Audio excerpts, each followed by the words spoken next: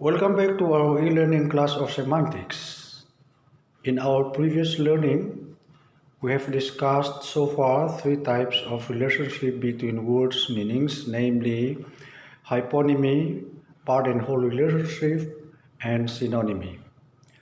Now we are going to talk about another three types of word meaning relationship, namely antonymy, converseness, homonymy, and polysemy. Now let's first of all try to concentrate on antonymy.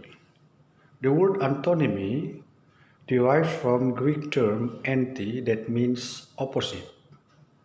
So when there are two words that have antonymy relationship, their meaning must be contradictory one to another or have the notion of opposite.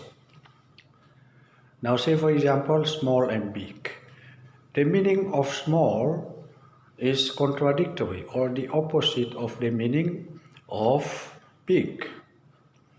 Now it's important to understand how you can use antonymy, antonyms, antonymous. Small and big have antonymy relationship. Small and big are antonymous words. Small is the antonym of big. Now to talk about it in detail, we need to examine some principles in antonymy. The first principle is antonymy is a binary relationship of words. That means the antonymy has only two words, cannot be more than two. It is different from homonymy, synonymy, and part-whole relationship where there are more than two words or the numbers are infinite. But in antonymy there are only two words. The second one, the words that are antonymous are mutually exclusive. Say for example, if something is small, yes, it is not big. If something is big, it is not small, because small and big are mutually exclusive. If somebody is young, he's not old. Or if somebody is old, he's not young, because young and old are mutually exclusive. The next principle is that antonymy can be graded. This is why there are two types of antonymy, namely gradable antonymy and non-gradable antonymy. Gradable antonymy is the antonymy where there is or there are some notions that can be associated between the two antonymous words. For example, between small and big, yes, you can insert there comparative and superlative. So there is small, smaller, and the smallest. There is big, bigger, and the biggest. So there are some notions between these. All right? And another good example is never and always. Between never and always there are some senses, namely never, seldom or rarely, sometimes, once in a while, often, frequently, and always. There are some senses between the meanings of never and always. This is gradable antonymy. Another one is non-gradable antonymy. There is the antonymy, yes, between two words where you cannot put other senses. Say for example, alive and dead. right? There is nothing between a life and death. That's like in the previous examples. If somebody is alive, he's not dead. If somebody is dead, he's not alive. Okay, though, even though you may ever heard somebody saying half dead, but half dead means that he's not dead, he's alive. Another example, open and closed. There is no sense between the meaning of open and close. Even though in daily conversation you might hear people saying partly open or partly closed. If a door, for example, is partly open, it is not closed. If a door is partly closed, it is closed, it is not. I'm sorry, if a door is partly closed, it is open, it is not closed. This is non-gradable antonymy. There are some more good examples that you can think of in terms of gradable and non-gradable antonymy. The following principle is that antonymy contains a kind of notion of subjectivity. Say, for example, when you think of small and big, when you refer or when you point to a dog, German Shepherd, you may say that this dog is big. But if you compare it with Great Dane, it is not big. Especially if you compare it with Greyhound, dog for race, Greyhound, dog for race. It's not big. So there's a question, how small is small and how big is big? This is why it is subjective. Right? If you say that a girl is beautiful and another one is ugly, and then there is a question, how beautiful is beautiful? How ugly is ugly? You say this girl is beautiful. This is according to you.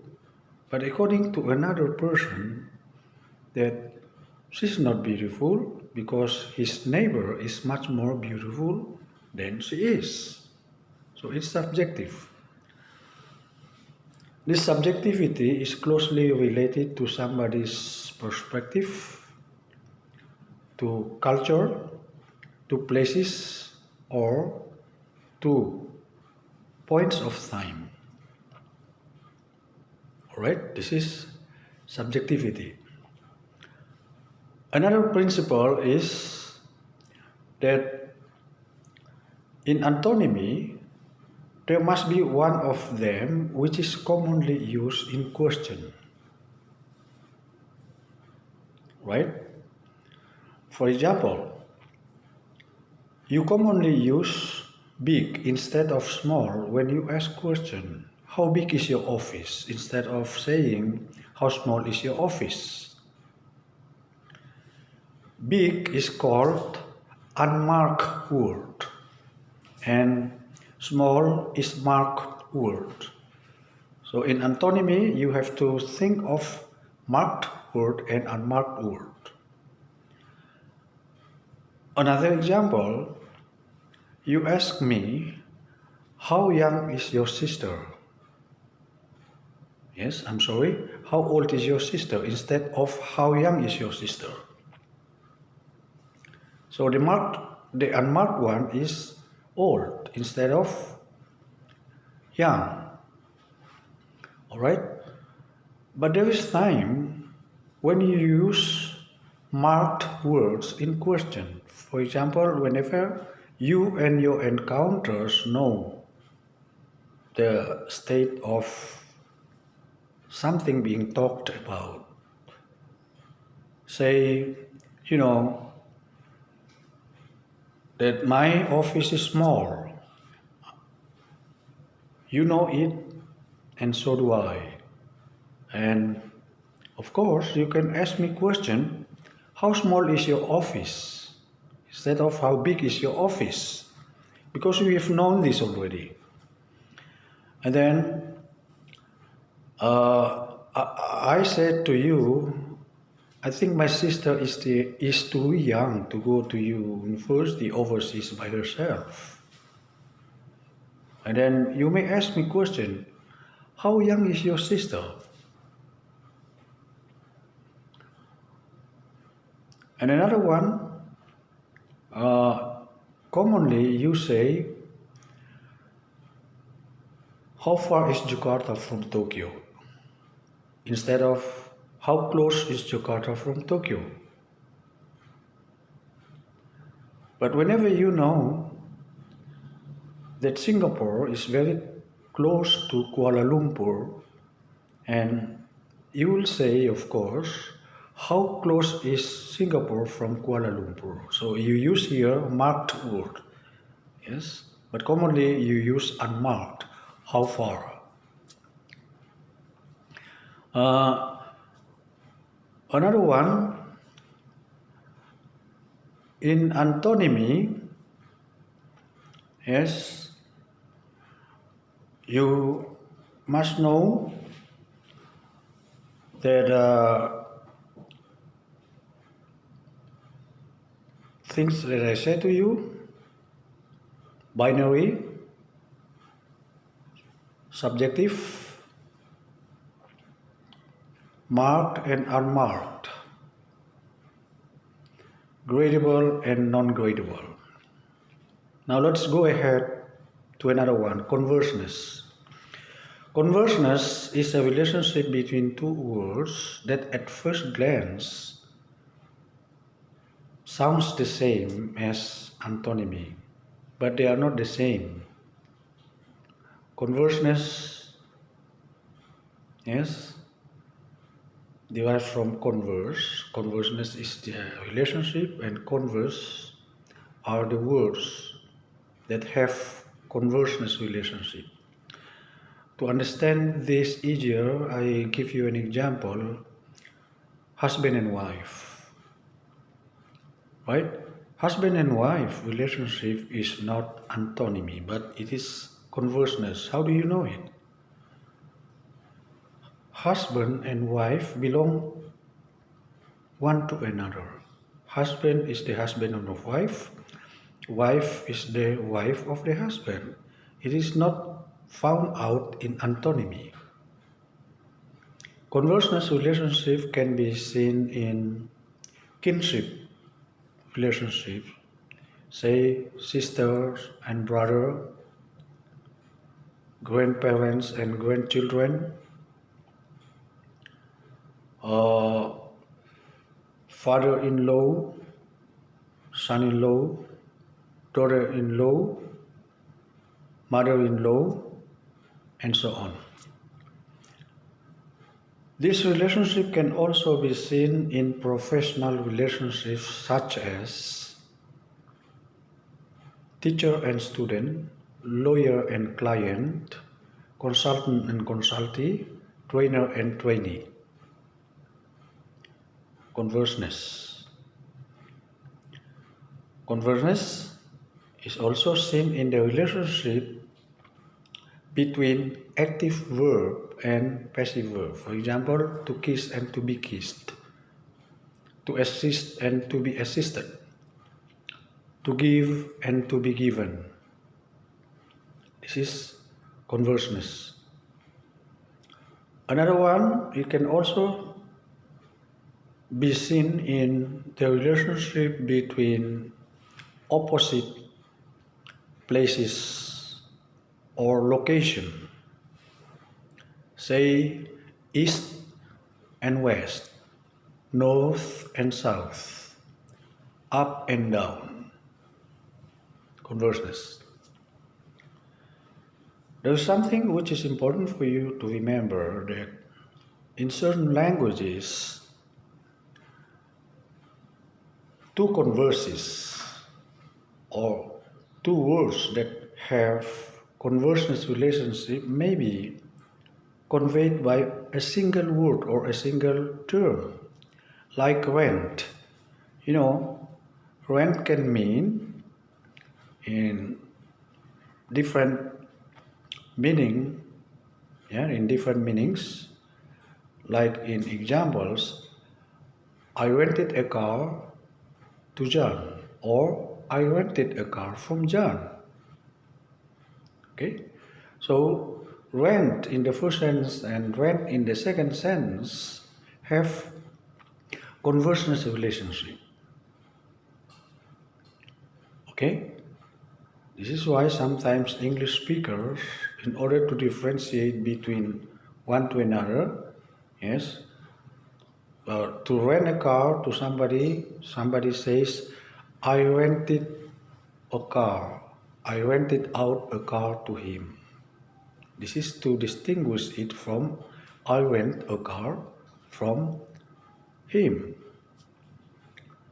In Mandarin language, we also know a word that is similar with this, my, that can means buy and sell. Example, wo mai che, I bought a car. Wo mai che, I sold a car. Okay, so my and mine are two converses or two words, yes, but they are conveyed by the same term. So this is the example of how typical converseness is in certain languages, such in English and Mandarin. Now the next one, let us try to talk about homonymic and polysemic. Homonymy and polysemy. Homonymy is the relationship between words whenever one word has more than one meaning. Say plain, P-L-A-I-N,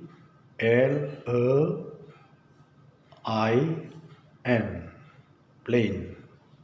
It means easy, simple, undecorated, not good looking, and a level area of land. Good. While polysemy are words having different meanings that are pronounced the same, like I. I refers to a personal pronoun, I. I can also refer to organ of our body that makes it possible for us to see. And another I is agree or yes. Okay? So, personal pronoun, organs of body, and agree are pronounced the same, even though they are different words or have different spellings, of course. But this kind of understanding of what homonymy and polysemy is still, preliminary, is superficial. You need to examine this in a more critical way, because homonymy can be polysemy and vice versa. Now, how can you make sure that plain is homonymic? Who knows that is polysemic? How can you make sure that I having more than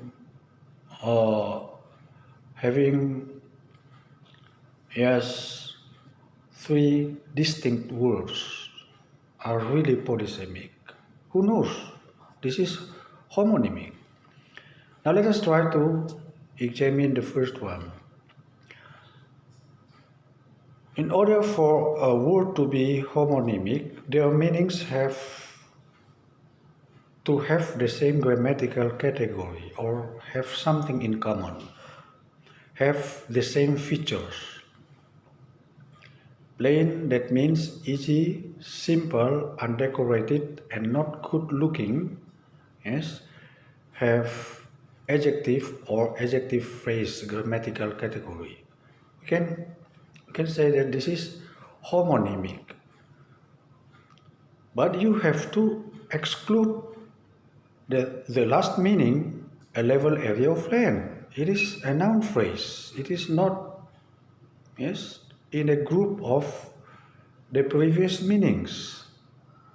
So if you put a level area of land in this sequence of meanings, then this is not homonymic. This is, yes, polysemic. All right. So in order for plain to be clearly homonymic, you should exclude a level area of land because it is something else. Now another criterion that you have to examine here is to try to set the synonym and antonym of those meanings. For example, the synonym of easy, right, simple, not good looking or undecorated, yes, can be in the sense of ordinary, nothing special. All right? And the antonym, of course, is complex. But ordinary cannot be the synonym of a level area of land. Neither, I'm sorry, and complex cannot be the antonym of a level area of land. So, plain is not polysemic, is not homonymic. Whenever you include the last meaning in a succession of words that I stated just now. Now take a look at another example.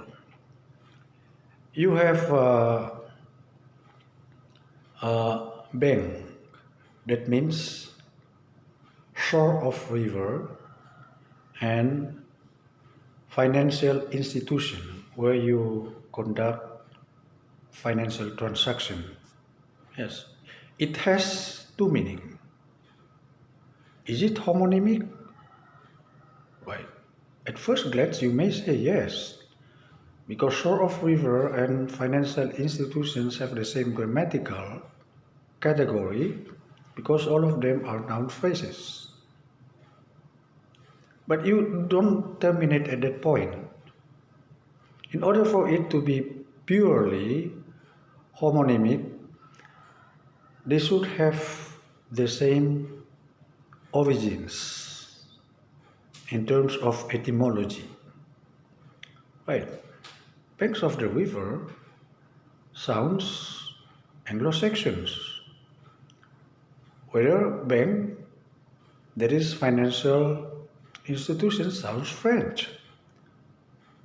So there is a difference. So that means to say, bank is not purely homonymic, right? You think that it is homonymic, but it is actually polysemic.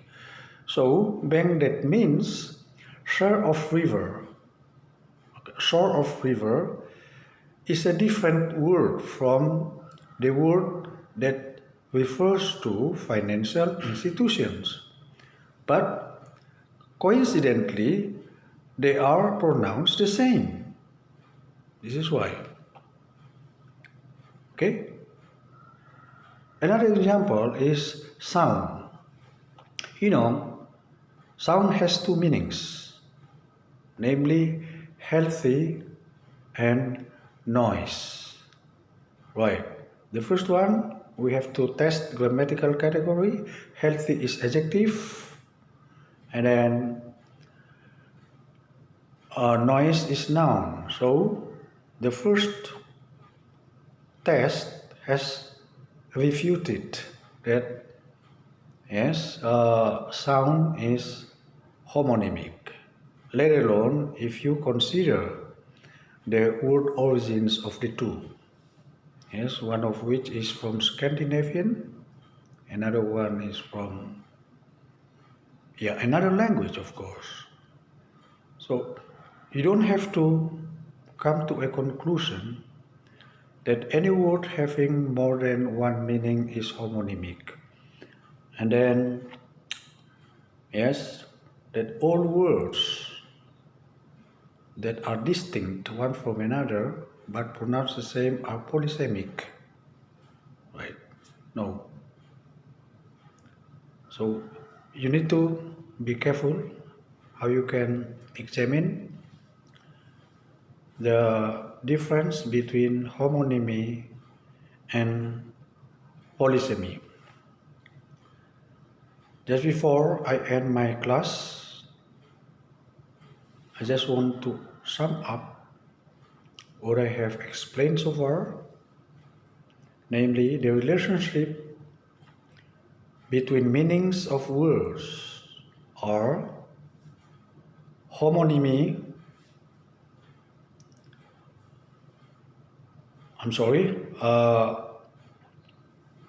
hyponymy, synonymy, part-whole relationship,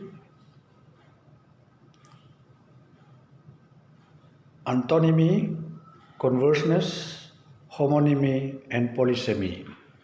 I thank you very much for your great attention to my lecture.